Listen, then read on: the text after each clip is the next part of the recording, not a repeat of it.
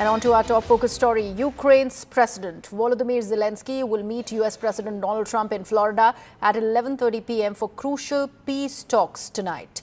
The high-stakes meeting comes as the war with Russia drags on to its fourth year, with hopes now pinned on fresh negotiations to ease the conflict.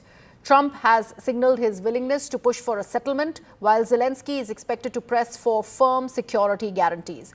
All eyes will be on Florida as the two leaders sit down in what could mark a turning point in efforts to end the war. Moscow, remember, will not be taking part in the discussions. At this stage, the challenge is to reconcile the positions of Kiev and Washington, whose alliance has become uncertain since Trump's return to the White House.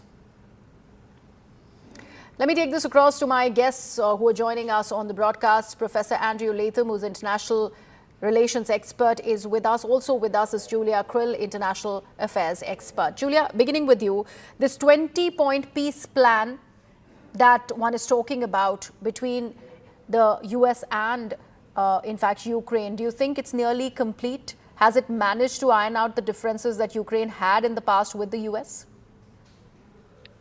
Yes, so the peace plan was announced by President Zelensky the past couple of days.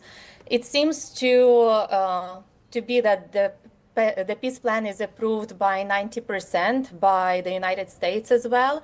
And there are also signals from the Russian Federation, specifically by the spokesperson of the Foreign Minister's Office, Maria Zakharova, that some of these points also satisfy Russia.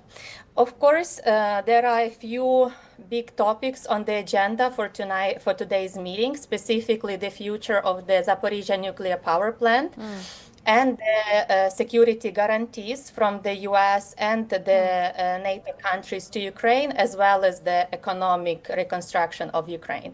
Specifically, when it comes to the Zaporizhzhia power plant, the discussion is who will be bearing the cost of rebuilding it, who will be sharing the profits, who will be managing the power plant. Currently, the plant is under the Russian custody, but we saw in the past 4 years that the plant stopped working at least 11 times. It was sabotaged by the Russian side, and President Trump is pushing for the Russian partial participation in the management and distribution of the profits from the power plant. But we are also looking at Ukraine, that is not ready to do business with Russia directly, as Ukraine still cannot trust Russia. So the suggestion is that Ukraine and the United States will manage it together, and then the United States can decide on their own how they can divide the profits, how they can divide the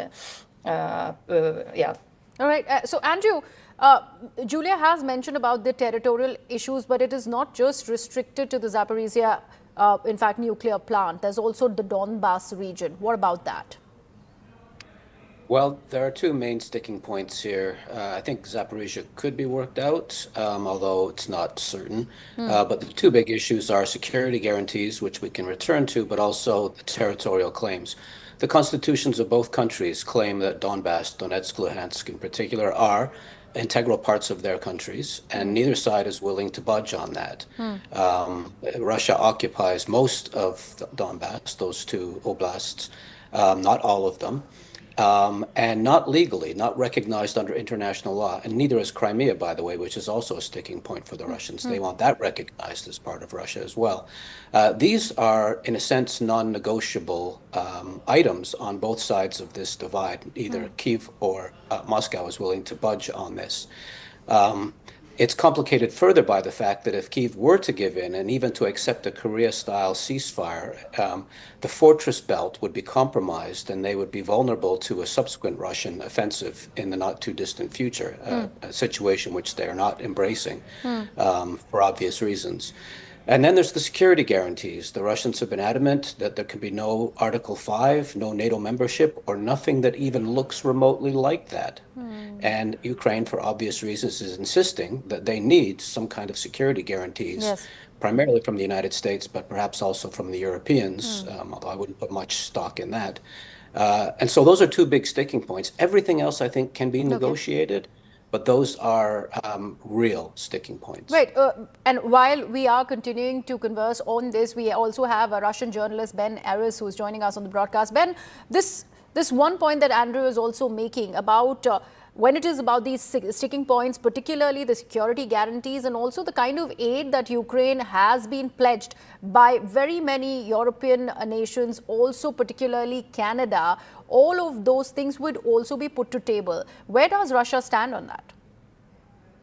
I don't think Russia's got any problem with the aid to rebuild, and an enormous number has been mentioned, 800 billion. And that's like far in excess of the money that's available. It's already nearly 3 times the amount of frozen Russian assets. However, if you bring in the private sector, then it is possible to get to that number. And also you should consider that, if Russia retains the occupation of the eastern part of Ukraine, then most of the damage has been done there. And so actually Russia will be responsible for rebuilding that. And so altogether, the World Bank's estimated something a bit over 500 billion of damage. And on the back of the envelope calculation that actually Russia's going to be responsible for 300 billion and 200 billion would go to Ukraine, which is an affordable number. I mean, given the amount of money they've been promised by the likes of the World Bank. So that point, Putin actually wants a negotiated deal and has suggested that the money, the frozen money, that they're not expected to get that back, and has said that money can be used to rebuild Ukraine. However, if it's shared, if some of it goes on the Russian-occupied territory and some of it goes on the Ukraine side of the territory. So this is one of the minor points where there's actually some good compromises to be made. As my colleagues were saying, the 2 issues of land and security guarantees, everything will turn on what is decided on those. Those are really difficult to solve. Julia, how much do you see this going in favor of Ukraine, considering the last time Zelensky was at the Oval Office, things were rather volatile between him and the US president? And of course, the divergent stand that Trump has taken, differing from the approach by the Europe in totality, really, for Ukraine, also is a key worrying area for Kiev.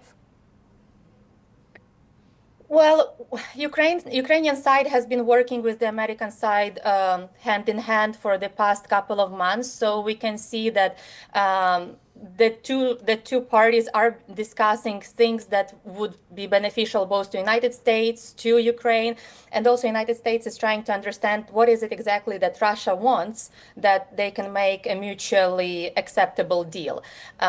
We are looking that the discussions already shifted from the 28-point plan to the 20-point plan, so from the plan that was mostly presented in favor to Russia, which is now includes Ukrainian needs and Ukrainian demands. And we also see that President Trump really wants and needs to achieve the peace deal on paper in order to achieve his presidency priorities that he announced when he was a candidate. So it is important for him to include the Ukrainian needs so that it doesn't look completely like Ukrainian capitulation, but it also needs to be somehow workable for the Russian side in order for this to be and no loss for either party, even though in reality we can discuss which party lost. Both parties lost certain things,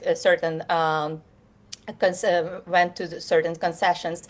The question is, however, will Russian side accept any of the agreements that will be made between Trump and Zelensky today, because there is no peace deal without... Absolutely. And Ben, I want your inputs here. Considering Moscow is not part of the discussions, does this not delay this entire process? Because there is going to be a tallying that will happen with Moscow, which will be much later. Yeah, it delays it in so much as there is no process, in so much as the ceasefire can only be signed between Ukraine and Russia. So this is very much a preliminary meeting where, and actually, I mean, I think the way to look at it is that the original 28-point plan was thrashed out between Putin and Trump in Alaska and then detailed with Witkoff and Dmitriev. And what's going on today is that Trump is actually, in effect, acting as a proxy for Putin. This is a conversation with Putin indirectly. And so Trump is pushing forward like, this is what the Russians want, this is what they're going to give way on, and this is what they're not going to. And Zelensky's got to sell it to Trump. But then again, Trump might inject some things there. Obviously, he has his own interests. He wants to have a big investment fund using Russian frozen money. And then all of this has to be taken to the Kremlin in the next few days.